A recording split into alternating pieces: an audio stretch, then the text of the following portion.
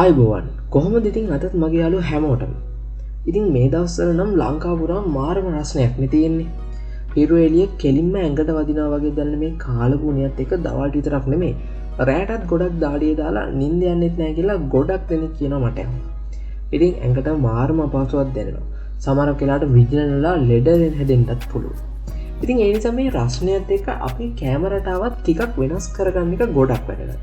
මොකද අපි හැමෝම දන්නවා සමහරක් කෑම කෑවම අගේ රස්නය වැඩි වෙනවා වගේම අපිට නොදැනීම සමහරක් කෑම බීම් වලින් අපේ ඇඟට පුදුම විදිහට නිසිරසක් ගේනවා. ඉතින් ගොඩක් කරාට අපි මේ දවස්වල සීතල බීම් බිව්වට ඒ හැම එකක්ම ඇඟට ගුණදායක නැහැ. ඉතින් ඇඟට කිසිම හානියක් නැතුව රස විඳින්න මේ අධික රස්නයෙන් බේරෙන්න පුළුවන් ස්වභාවික විසඳුම් කිහිපයක් ගැන කතා කරන්න මම අද හිතුවා. ඉතින් මේව අපේ ගෙවල් වලට පහසුවෙන්ම හොයාගන්න පුළුවන්. ගුණදායී වගේම හරිම රසවත් දේවල්.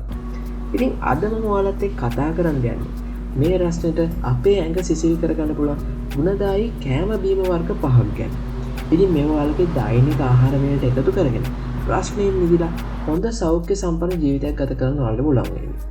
එහෙනම් අපි බලමු මොනවද මේ කෑම බීම වර්ග පහ කියලා. පොල් වතුර. ආයින් කියන්න දෙයක් නැහැනේ. මේ දවස්වල මේ හැමතැනම තියෙන රස්නට පොල් වතුර ගන්නේ ස්වාභාවිකවම ඇඟ සිසිල් කරන හොඳ පානයක්. පොල් වතුර වල ඉලෙක්ට්‍රොලයිට් බහුලව තියෙනවා. ඒ කියන්නේ සෝඩියම්, පොටෑසියම්, මැග්නීසියම් වගේ අපේ ශරීරයට අත්‍යවශ්‍ය ලවණ වර්ග මේකේ අඩංගු වෙනවා. ඉතින් දාඩිය දැම්මම අපේ ඇඟෙන් මේ ලවණ ගොඩක් පිට වෙලා යනවා. ඉතින් පොල් වතුර බිව්වම ඒ ලවණ නැවත ශරීරයට එකතු කරගන්න පුළුවන්. ඉතින් මේකෙන් විජලනය, ඩිහයිඩ්‍රේෂන් වෙන්නේ නැහැ. උදේට හරි දවල්ට හරි මේ සීතල පොල් වතුර වීදුරුවක් බිව්වම දැනෙන සනීපේ කියලා නිම කරන්න බෑ. වෙහෙස් කර දවසකට පස්සේ ඇඟට අමුතු ප්‍රබෝධයක් දැනෙනවා. ඉතින් කඩේ තියෙන සීනි පිරලා තියෙන බීම් වෙනුවට පොල් වතුර තෝරගන්න එක ඔයාලගේ සෞඛ්‍යයට ගොඩක් හොඳයි. හැබැයි මේ දවස්වල ඉතින් පොල් ගද්දිත් පොඩ්ඩක් හිතන්න වෙනවනේ. හැබැයි බලමු අපි ඉස්සරහට එහෙම වෙන්නේ නැති වෙයි අනිවාර්යෙන්. කොමඩු. ගොඩක් වතුර අඩංගු කෑම වර්ග ගැන කතා කරද්දී මුලින්ම මතක් වෙන්නේ කොමඩු තමයි. කොමඩු කියන්නේ 92%කට වඩා වැඩි ප්‍රමාණයක් ජලය අඩංගු පළතුරක්. ඉතින් මේ දවස්වල වගේ රස්නයට කොමඩු කෑල්ලක් කෑවහම දැනෙන සිසිලසට වෙන කිසිම දෙයක් සමාන කරන්න බෑ. මේ කොමඩු වල ලයිකොපින් කියන ප්‍රතිඔක්සිකාරකයක් අඩංගු නිසා ඒක හැමේ පැහැපත් බවට හිරු එළියෙන් සම ආරක්ෂා කරගන්නත් උදව් වෙනවා. ඒ විතරක් නෙමෙයි විටමින් A සහ C වගේම පොටෑසියම් වගේ පෝෂක පදාර්ථ කොමඩු වල ඕනතරම් තියෙනවා. ඉතින් කොමඩු කෑල්ලක් කෑමට අමතරව සීතල කොමඩු ජූස් එකක් හදාගෙන බොන්නත් පුළුවන්. ඒකට පොඩ්ඩක් මිංචි කොළ ටිකක් එහෙම දැම්මොත් තවත් රසවත්. පිපිඤ්ඤා. කොමඩු වගේම පිපිඤ්ඤා කියන්නේ ජලය බහුලව තවත් අපූර්ව එළවලුවක්.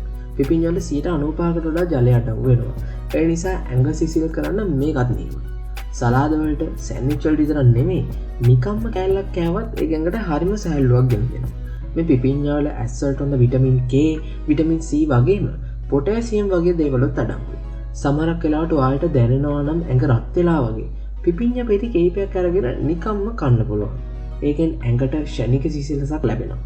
දවසට වතුර බොන ප්‍රමාණය මදි කියලා හිතෙනවා නම් පිපිඤ්ඤා ටිකක් කන එකත් ඒකට හොඳ උදව්වක්. මිංචි. මිංචි කොළ කියන්නේ සුවඳට වගේම සිසිලට නම ගිය ශාකයක්. මේ මිංචි වල තියෙන මෙන්තෝල් කියන සංයෝගය තමයි අපේ ඇඟට සිසිලස දැනෙන්න සලස්වන්නේ.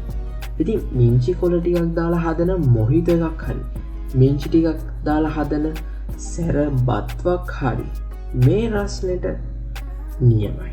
ඉතින් උදේට අවදි වෙන්න අමාරු නම් මිංචි කොළ ටිකක් දාලා හදාගත්ත උණුසුම් මිංචි තේ එකක් උනත් බොන්න පුළුවන්. ඉතින් ඒකෙන් දැනෙන සිසිලස හරිම පුදුමයි. මිංචි කොළ ටිකක් සිහින්ව කපලා යෝගට් එකකට දාලා කෑවත් පට්ටම රහයි. ඉතින් ඒ වගේම ආහාර ජීවන පද්ධතියට මිංචි කොළ ගොඩක් හොඳයි කියලා අනිවාර්යෙන් මතක තියාගන්න. යෝගට් කිරි. යෝගට් වල තියෙන ප්‍රෝබයෝටික් අපේ බඩට හරිම හොඳයි. ඇඟේ තියෙන රස්නය අඩු කරන්නත් යෝගට් ගොඩක් උදව් වෙනවා කියලා කියනවා. ඉතින් මේකේ තියෙන ප්‍රෝටීන් සහ කැල්සියම් වගේ දේවල් අපේ ඇඟට ශක්තිය දෙනවා. සිසිල් යෝගට් ටිකක් කෑවම ඇඟට දැනෙන සැහැල්ලුව ඉතින් කියලා වැඩක් නැහැ. සීනි අඩු කරලා හදාගත්ත ලස්සි එකක් මේ දවස්වල හොඳම පානයක්. නැසි කිව්වොත් ඉතින් දන්නවනේ යෝගට් වතුර සීනි ටිකක් දාලා හදන ඉන්දියන් පානි. ඉතින් මේ ෆෘට් සලාද වලට යෝගට් ටිකක් එකතු කරලා කන්නත් ඔයාලට පුළුවන්. ඒකෙන් තවත් රසය වැඩි වෙනවා. සිසිලසක් ලැබෙනවා. ඉතින් කිරිබොන් අකමතියට වුණත් මේ යෝගට් කියන්න ඉතින් හොඳ විකල්පයක්. ඔන්න ඔහොම තමයි ඉතින් ඔයාලට පාසුවෙන්ම ගෙදර නිදලා ඇඟ නිවාගන්න නැත ඇඟ සිසිල් කරගන්න පුළුවන් ආහාර මොනවද කියලා මම කිව්වේ. ඉතින් ඔයාලත් අනිවාර්යයෙන්ම කරලා බලන්න. අනිවාර්යයෙන්ම ඔයාලටත් හොඳ ප්‍රයෝජනයක් ලැබේවි. ඉතින් මතක ඇතුව channel එක subscribe කරලා පහලින් comment කරන්න. ඉතින් අපි තවත් දවසක තවත් මේ වගේ අලුත් වීඩියෝ එකකින් හම්බෙමු. එතකන් ගිහින් යන්න. බලන් හිටපුවාලා හැමෝටම ගොඩක් ස්තුතියි.